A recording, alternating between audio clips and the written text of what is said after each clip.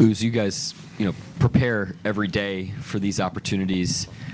What did it feel like to see, yourself and your teammates make the most of the chances that you got tonight and come out with a win? It was fun. We were just out there competing and playing hard, and yeah, that was just fun. Aaron, the poise that you all showed in a long game, what maybe did you think was best about the performance in the second half and on both ends of the floor? Just our consistency and commitment to the game plan.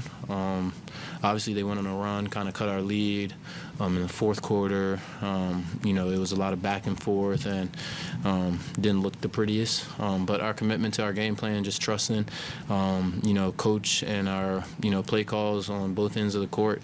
Trusting that helped us kind of, overcome the run that they made and the way that they cut the gap, and we were able to get a win. So. We've talked, about the higher volume we've had over the past month and a half, 2 months, whatever it is. But to have the volume you had tonight, to have a guy like Kamara defend you, just what does that do for your confidence, especially knowing what you finished with? Yeah.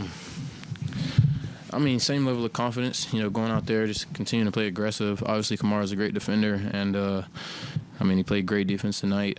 But just kind of shows, the amount of just hard work that kind of has to be put into, being able to go out there and trying to make plays.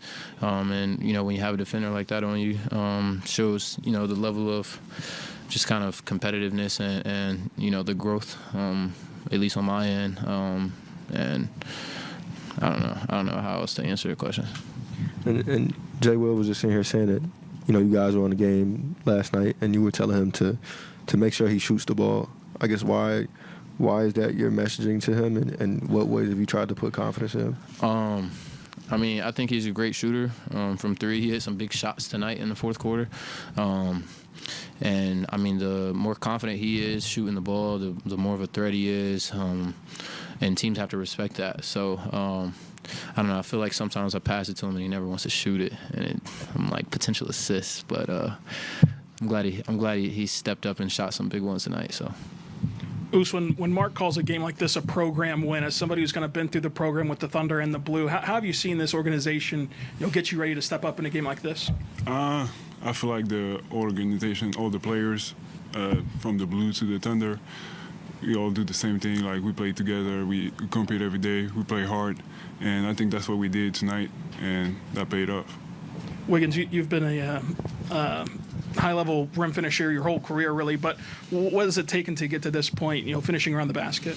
I'll shout out, one of my player development coaches, Coach David Akinyoye. He kind of just always does a good job trying to help keep me grounded and, never getting away from the basics. Every practice day, pregame, all of that we work on, just basic touch-ups, layups around the basket, floaters, and I think he does that with a number of guys. So just shouts to him. He continues to kind of, not allow me to stray away from that and always keep that touch and that, baseline foundation going into workouts. Did he teach you the layups where you don't actually jump, or is that something that you had coming in? We work on that. I think I kind of did it a couple times maybe early on, and he kind of wanted to, get more reps with it. So now it's just a part of that. But some of those running lays are like, available. And if you have the touch to make them, then, why not try and get to it sometimes? So just another part of the workout. Wiggins, what game were you and Jay Will playing? So I'm not great at video games, but we started on college football, and then we went to 2K.